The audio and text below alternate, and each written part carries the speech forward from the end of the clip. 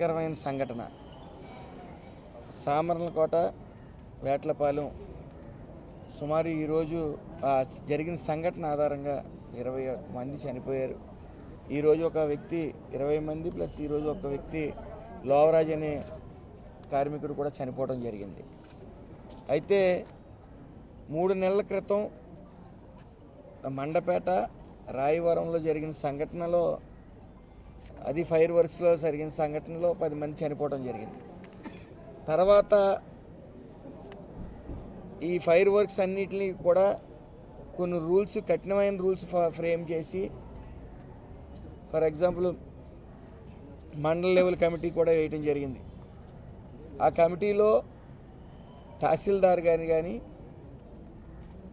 SI గారు కానీ, అదేవిధంగా ఒక ఫైర్ ఆఫీసర్ కానీ, అలాగే లేబర్ ఆఫీసర్ గారు కానీ, ఆ నలుగురిని వేసి 3 మంత్స్కి ఒకసారి ఇన్స్పెక్షన్ అనేది పెట్టడం జరిగింది. తర్వాత లేబర్ ఆఫీస్ నుంచి ఖచ్చితంగా LE3 అనేది పర్మిషన్ ఉండాలి ఖచ్చితంగా అనేది పెట్టడం జరిగింది. అలాగే మ్యానుఫ్యాక్చరింగ్ యూనిట్ నుంచి స్టోరేజ్ యూనిట్ వరకు 45 మీటర్స్ దూరం ఉండాలి అనే రూల్ కూడా పాస్ చేయడం జరిగింది.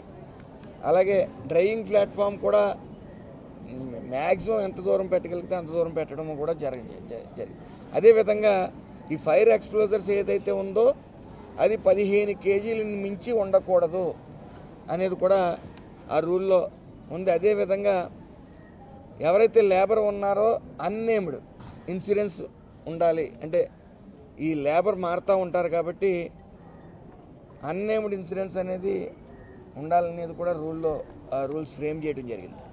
దాని నిమిత్తం ఈ క్లిష్టతరంగా ఉన్నాయి, మేము గట్టిని అవలేకపోతున్నామని ఫైర్ వర్క్స్ వారు వాళ్ళ యూనియన్ కూడా చాలాసార్లు ప్రజా దర్బార్లో వచ్చి కూడా వాళ్ళ రిప్రజెంటేషన్లు ఇవ్వడం జరిగింది. దీన్ని కొద్ది సులభ